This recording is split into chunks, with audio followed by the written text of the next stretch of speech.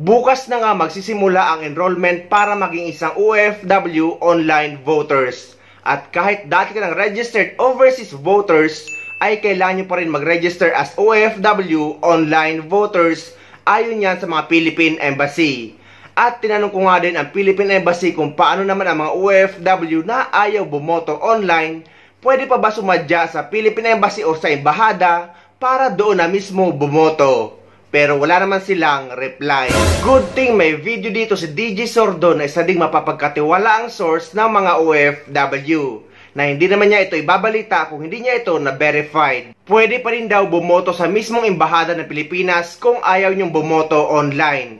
Pero guys, kailangan pa rin natin mag-register as OFW online voters kahit registered overseas voters na tayo.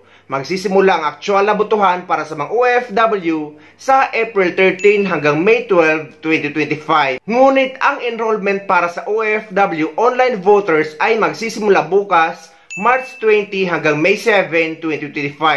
Kaya kailangan nyo mag-register or mag-enroll mga kabayan. Bukas ilalabas ng mga Philippine Embassy ang website kung saan tayo mag-i-enroll as OFW online voters. Load sa mga OFWs nagtatanong about sa abroad election. Online voting at manual voting tanggap pa rin sa ating embassy.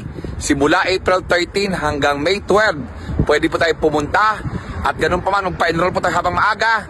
But kahit online voting tayo, punta pa rin tayo ng embassy. Papakita natin ang puwersa natin, doon tayo boboto. Tandaan, online at manual voting, walang problema, magtungo sa ating embahada. Kabayan, huling araw na lang bago magsimula ang pre-voting enrollment para sa overseas online voting.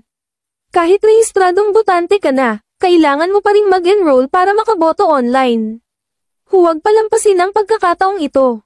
Siguraduhin ang iyong boto para sa kinabukasan. Pre-voting enrollment period starts March 20 hanggang May 7, 2025. Para sa karagdagang impormasyon, bisitahin ang www.comelec.gov.ph. Sumama sa pre-voting enrollment na. Mga kabayan sa UAE, nakapagparehistro ka ba para sa Halalan 2025? Bago makaboto, huwag kalimutan mag-enroll. Good news, madali lang ito. Narito ang step-by-step guide. Una, alamin kung ikaw ay kabilang sa certified list of overseas voters. Sunod, mag-enroll gamit ang official link na ibibigay. Ihanda ang mga sumusunod. Active email address, active phone number, Philippine passport at mabilis na internet connection.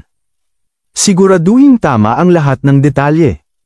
O di ba madali lang, hindi tatagal ng isang tasa ng kape. Enrollment starts from March 20 until May 7, 2025.